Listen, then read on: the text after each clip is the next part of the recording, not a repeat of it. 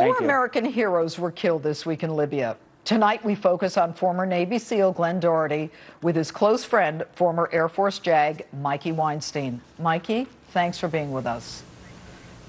Nice to be here, Judge. Thank you. Well, our condolences to you. You lost a friend. Tell us about him.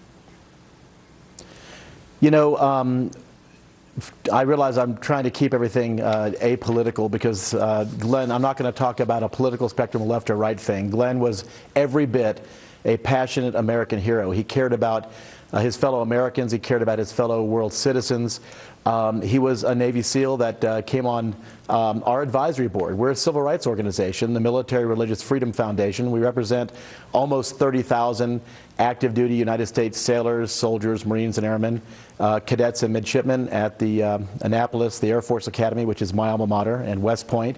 And 96% of our clients happen to be Christians. We also represent over 11% of all Muslim Americans in the military. And what we're fighting is religious extremism in the military, specifically what's known as dominion or fundamentalist Christian unconstitutional activity in the military. So a number of years ago, Mikey, let me get through that. What was Glen like?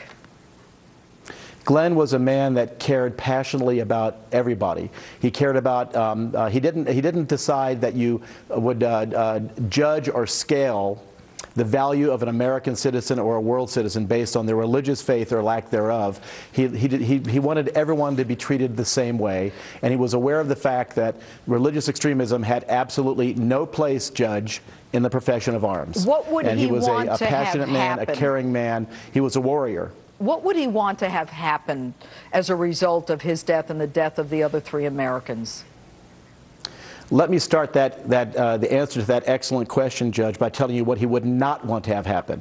He would not want anyone, any political party or any person, any politician, any American citizen or world citizen to paint one people, one culture, one ethnicity with one brush based on extremists. He wouldn't want all of the Arabian people, all of the Muslim faith and practitioners and that culture to be painted with the horrible brush of Salafi or Wahhabist, you know, Al-Qaeda, Talibanism, that aspect of the extreme part of the Muslim faith. He would not want us to do that because he knows, we talked about this all the time, that whenever you paint one people with one brush, you end up not with little creeks, rivers, or streams, Judge, but with oceans and oceans of blood. Not all Muslims are Al-Qaeda, but when he went there, did he ever think that this is how it would end? Did he know that his life was on the line? Was he worried about it?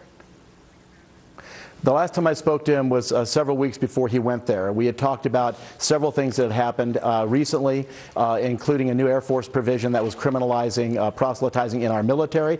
And he knew that the Arab Spring was going to do what had 2 doors. Door number 1 was allowing civil rights in an area where we never had them really before. And door number 2, it would provide an opportunity for the extremists to get in. Mikey, got to wrap. Thanks so much for being with us.